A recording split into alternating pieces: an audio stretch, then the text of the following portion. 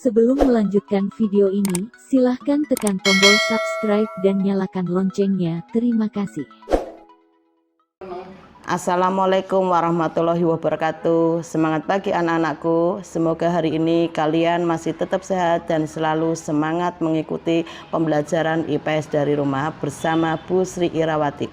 Sebelum pembelajaran kita mulai dengan bacaan basmalah. Bismillahirrahmanirrahim. Kita akan belajar tentang interaksi antar negara-negara ASEAN. Di sini kita akan belajar pengertian faktor pendorong, penghambat kerjasama, bentuk-bentuk kerjasama, pengaruh kerjasama bidang ekonomi, sosial, politik, budaya, dan pendidikan terhadap kehidupan di ASEAN, serta upaya-upaya meningkatkan kerjasama di antara negara-negara ASEAN. Pengertian interaksi antar negara ASEAN itu adalah hubungan timbal balik melibatkan aksi-reaksi yang terjalin di antara dua atau lebih negara di kawasan Asia Tenggara yang didukung oleh dua faktor, yaitu persamaan dan perbedaan sumber daya alam serta persamaan dan perbedaan kondisi geografis. Faktor pendorong kerjasama ada dua, yaitu kesamaan dan perbedaan sumber daya alam. Yang kedua, kesamaan dan perbedaan wilayah kondisi geografis. Sedangkan faktor penghambat kerjasama ASEAN yaitu ada 4, perbedaan ideologi, konflik dan peperangan, kebijakan protektif suatu negara yang menerapkan kebijakan yang bertujuan melindungi kepentingan dalam negeri dan meningkatkan daya saing. 4, perbedaan kepentingan tiap-tiap negara, kerjasama dibutuhkan bagi perkembangan dan masa depan negara di dunia. Bentuk-bentuk kerjasama, sosial, politik, budaya, pendidikan, dan perkembangannya. Interaksi dan kerjasama antar negara ASEAN semakin berkembang seiring dengan munculnya berbagai kebutuhan setiap negara anggota. Bentuk kerjasama di bidang sosial dan budaya ini yang satu, pertukaran budaya dan seni seperti festival film ASEAN. 2, peningkatan kesejahteraan. 3, pengembangan SDM. 4, penandatanganan kesepakatan bersama di bidang pariwisata ASEAN. Penyelenggaraan pesta olahraga 2 tahun sekali melalui SEA Games. Menanggulangi masalah-masalah perkembangan penduduk. Membantu kepada kaum wanita dan pemuda dalam usaha-usaha pembangunan di bidang pembangunan sosial dengan menekankan kesejahteraan golongan berpendapatan rendah, perluasan kesempatan kerja, serta pembayaran upah yang wajar. Di bidang kerjasama, di bidang politik dan keamanan, kerjasama politik ini bertujuan untuk menciptakan keamanan, stabilitas, dan perdamaian antar negara di ASEAN. Di sini contohnya ada 6, bisa kalian dibaca sendiri.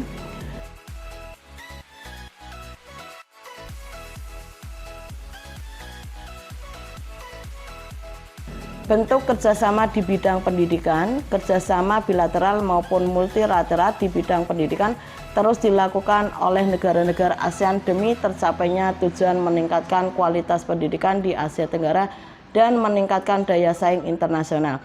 Di sini ada contohnya 4.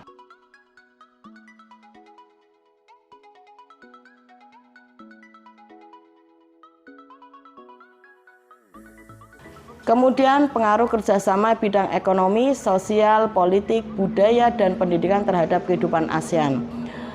Yang pertama, pembentukan pasar tunggal masyarakat ekonomi ASEAN.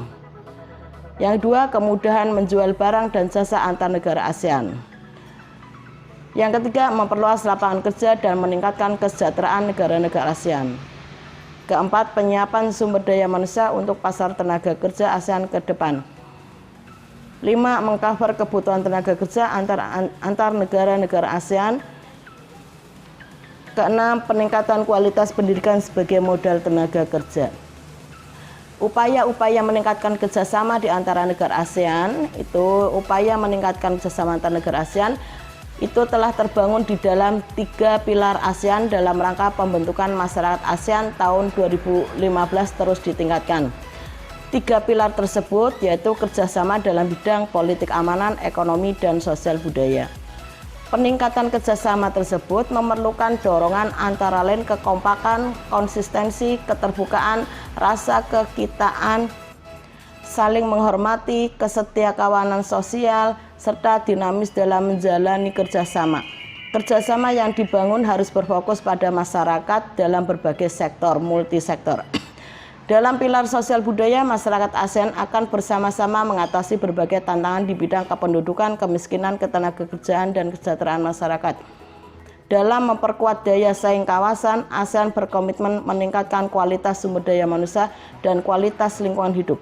ASEAN membuka akses yang seluas-luasnya bagi seluruh penduduk di negara-negara anggota di berbagai bidang seperti di bidang pendidikan, kebudayaan, ilmu pengetahuan dan teknologi, kesehatan, serta lingkungan hidup. Dalam bidang politik dan keamanan, ASEAN terus berupaya meningkatkan kualitas pelayanan publik melalui peningkatan kemampuan pemerintahan dan pelibatan masyarakat madani dalam pengambilan keputusan. Masyarakat ASEAN dapat lebih mengenali keragaman budaya negara anggota, saling menghargai identitas nasional masing-masing, serta mewariskan sebuah kawasan Asia Tenggara yang aman, damai, dan makmur kepada generasi penerus. Sampai sekian materi interaksi antar negara ASEAN. Sampai jumpa lagi dalam waktu yang akan datang. Wassalamualaikum warahmatullahi wabarakatuh.